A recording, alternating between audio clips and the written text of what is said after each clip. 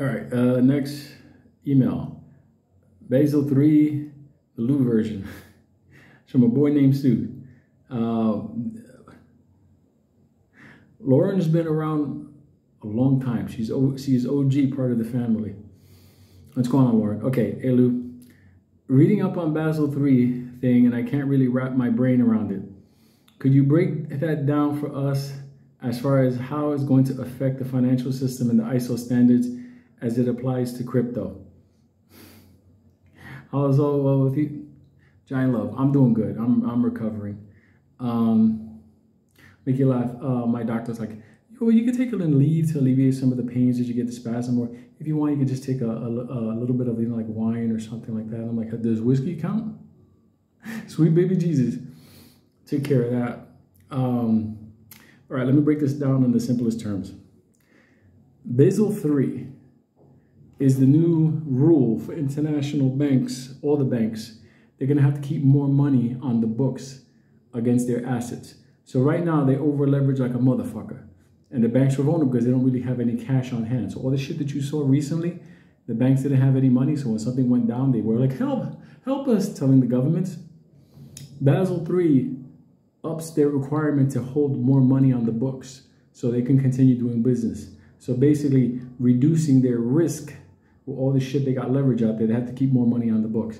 Now, here's the thing with that.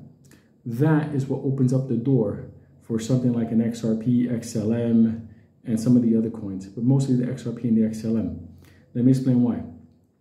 Because with XRP and XLM, when you're moving money around the world, you don't have to keep a certain amount of money in an account in a major bank like a Morgan, a Citi, an HSBC. You just buy with your currency the amount of XRP that you need to do the transaction, and then you're done. The Basel III thing is going to bring challenges because in a world where there's no liquidity, this requirement is forcing banks to have more liquidity on hand. So you're going to see more bank crises in 2024. I believe this is being done on purpose to weed out a lot of the small banks so we can live in a world where only has super banks. So how is that going to alter things? It's going to push the world more towards crypto liquidity.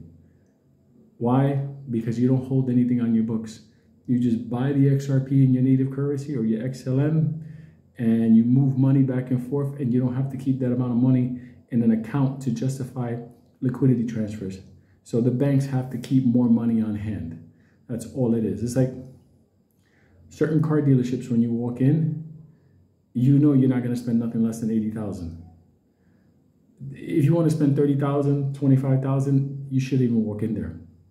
So that's what this is. If you want to do business around the world on an international scale, moving money around, taking on risk, you're going to have to comply with that. You're going to have to keep more money on the books. In case anything happens, you can go, I don't have the money. You're going to have the money. And that's really for one bank not to get fucked by another bank, not to get fucked by another bank. We went through that a bunch of times. And the bank's like, I don't have the money. I don't. But that's going to fail. That's why they're going to have to rely on crypto. You understand? That's why everything is going digitized. They broke the money system. That's why 2024, you're going to see XRP and XLM and them start to jump up. Because you don't have to keep $50 million on a bank vault when you can just do the transactions to an XRP. You understand? And just use it at the time of transaction. And then when you're done, you're done. That's why this whole ISO shit is happening. It's happening now because of this. The banks are dry. They're all dying. So we're moving to digital now.